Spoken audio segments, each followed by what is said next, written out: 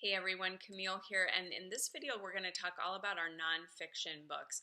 This is really a category where Usborne Books and More really hangs their hat because our nonfiction books really stand out in the field of literacy and the field of literature as being just above par. They're kind of cutting edge and go beyond anything really else out there in the market today. And they start learning from even the youngest ages. So this Big Book of Colors is an example of one of our newest titles like that. I love this book because it covers every color that you can imagine, has fun interactive things like this color wheel that you can turn around on the page, has pagefuls of color. So this has every single shade of yellow you can imagine and has all sorts of things you can learn about yellow. Well, like the leader of the Tour de France cycle race wears a yellow jersey. Or did you know that Vincent van Gogh used a new kind of yellow paint for his famous sunflower paintings when he did that? Then towards the back, you learn about mixing colors. We have a fun overlay, transparent overlay with different color shades in it. So you can see different things that colors do as you mix them together. And it shows how colors affect moods and meanings. So around the world, people believe that colors are connected with different feelings, meanings, and moods. What does color mean to you? And it shares about things like once in a blue moon and green around the gills and in the pink, and what do those things mean too. Fun way to introduce your children to colors. My very first space book is another new fun title and a great way for little children to find everything out about space. Nice solid pages still, kind of a cardstocky kind of feel. Wonderful engaging illustrations and photographs to show them what's up in space, what it's like to become an astronaut and go to space, and the different jobs that they do in space. So great early introduction for our kids that are fascinated with the stars. We have other books that are great, like our pocket guides for birds or mammals or insects or reptiles.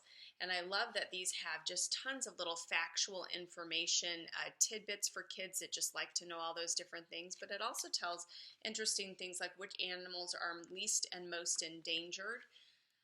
So great one for those kids that really are into certain types of animals too. Deadly Animals is an example of a fun series we have called the Discovery Adventure Collection.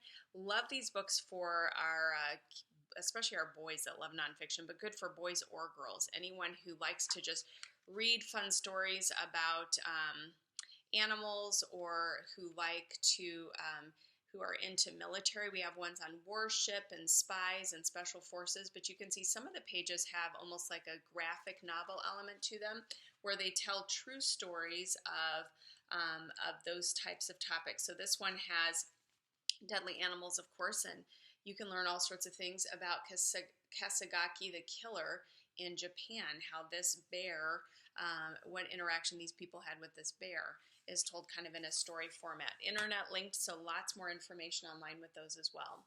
How Do Flowers Grow is in our first questions and answer series, and love our flat books for all of the different interactive ways that they show nonfiction and factual information. So do plants need food?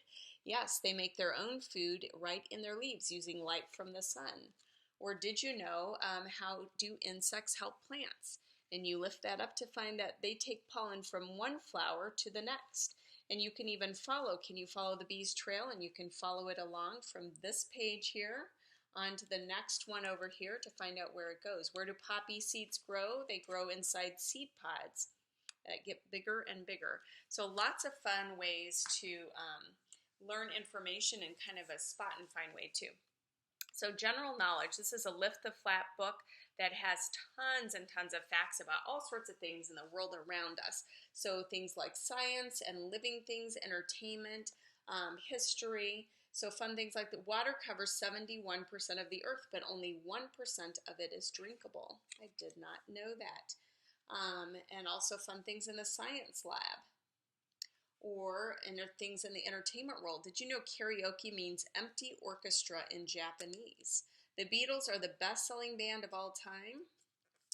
And did you know that treasure troves, let's see, a symphony is a piece of music usually written in 4 parts for an orchestra. So This is all sorts of things that are important to us. And then we've got a whole picture underneath with the full orchestra and where instruments sit related to one another. Fun stuff in those books for all ages. 100 Things to Know About Science is one of my family's new favorites. It has so many different little facts about science. Like, did you know that for every person on Earth, there are nearly 200 million insects? Or did you know that octopuses have 3 hearts? Or the history behind science fiction stories, or that light can push a spaceship through the solar system. I didn't know that. My children love to tell me all sorts of interesting facts about that, and it's all internet links, so they can show you more information online too. Illustrated Elementary Math Dictionary is one of our math dictionaries, and I love these things as a parent. They save us so much time on homework and just learning different math facts. This particular one covers 2nd grade through 6th grade level of math, and it covers all sorts of math concepts, but written in a way that's very simple for us to understand. It's written by a children's author who interviewed all the math experts, but wrote it in a way so that we can take it home and understand it too. So we use this book repeatedly for our homework here in the Steiner household. There is an upper level version that we're using currently for our high schooler. It covers middle school and high school level math, and there's younger versions to introduce children to math too. Promise you, it will save you lots of time and be a great resource for you too.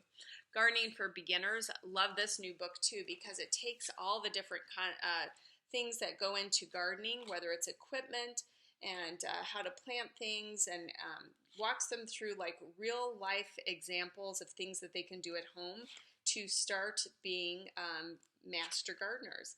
And it gives tips, it gives things that they can grow and practice, whether inside the home or out, just in step-by-step instructions. 365 science activities I love because it ties actually science with art and cooking as well.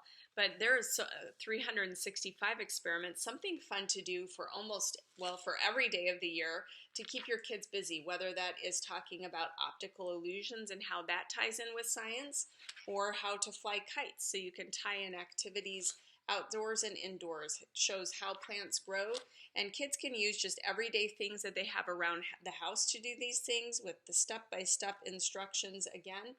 So they can do these independently, or you can enjoy them for family fun. So those are just a few examples. I mentioned some of our encyclopedias and great nonfiction reference resources that we have in our intro video. So be sure to check those out and let me know if you have any further questions.